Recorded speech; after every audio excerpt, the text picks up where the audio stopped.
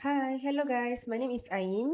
So in this video, I'm going to show to you guys on how to rotate your texture for your cabinet or your carcass material.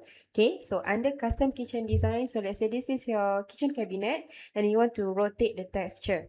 Okay, you want to rotate the texture, so just simply click on the unit that you want to rotate the texture, right click, and you see this texture here. So when you expand, you will see this rotate 90 degree and also arbitrary rotation, where for the rotate 90 degree you will able to rotate in 90 degree. Okay, so when you click on it, so it will rotate your texture in 90 degree.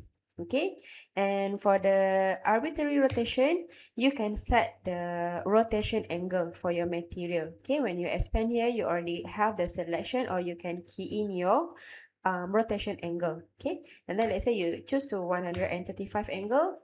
Okay, click on confirm, so it will be rotate in the 135 angle.